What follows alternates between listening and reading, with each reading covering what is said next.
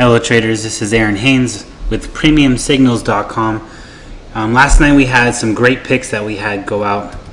We were actually discussing them on Twitter with some people.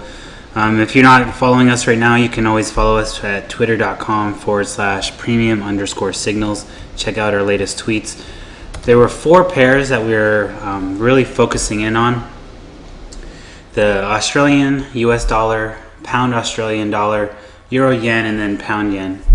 Now, some of you out there might not be real familiar with our trading style, so let me just give you a brief overview of what we use. We follow trend, momentum, and then price action. So we have Bollinger Bands, and we use the 47 simple moving average. That's what helps tell us what trend it's in at that moment. We use Hikinashi candles. That helps us with trend and momentum.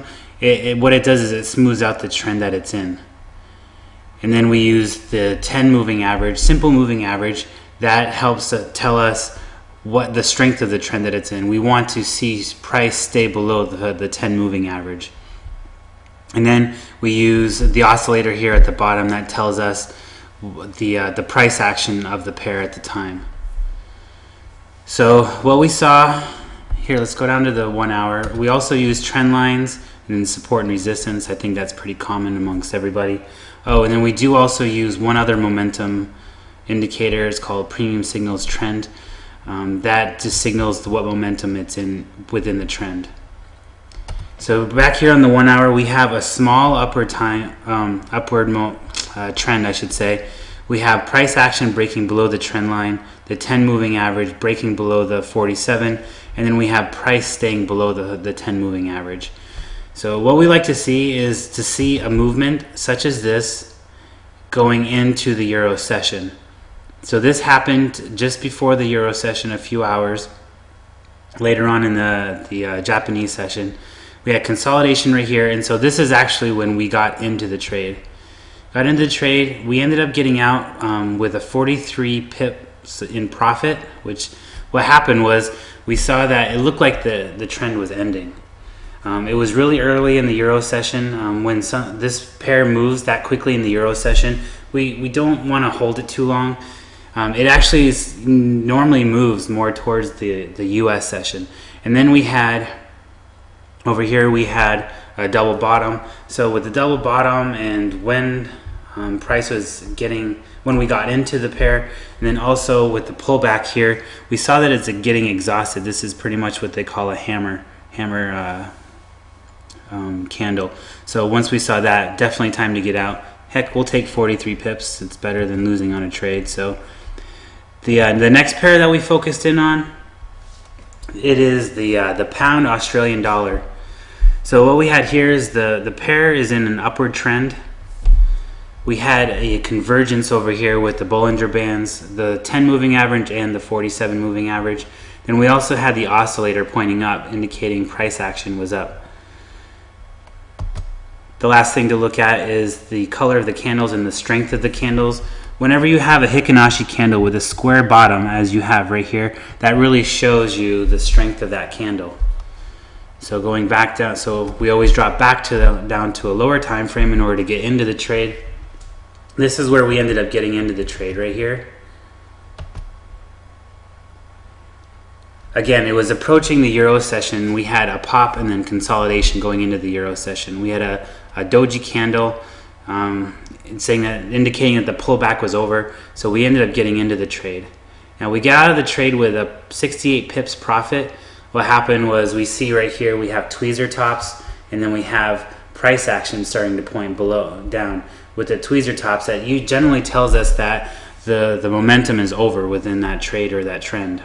So we got out 68 pips, not a bad night for that. So if you took those two together, we had well over 100 pips just for the two. The next ones that we focused in on were the yen pairs. We love to see the yen pairs move in a simultaneous way.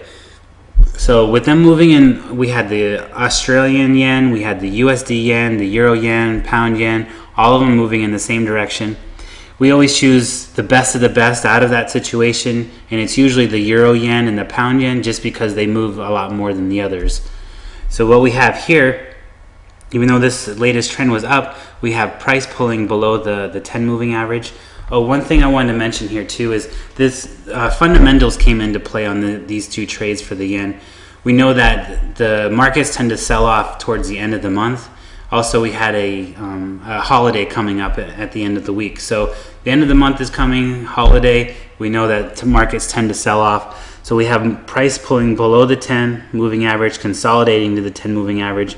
We have this very overextended and starting to point down, so price action is definitely to the downside. Again, we always move to the smaller time frame, move down to the 1 hour time frame here. We saw that price pulled back towards the 10 moving average going into the euro session.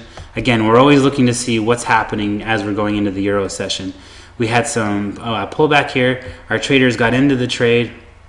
Now they had a take profit of 157 pips. This one went about 170 pips, 13 pips, before where it ended. I'll take that any day. Traders did a really, really good job with that signal there, getting out 157. So we were at 110 about, plus 157, so that's 267 pips.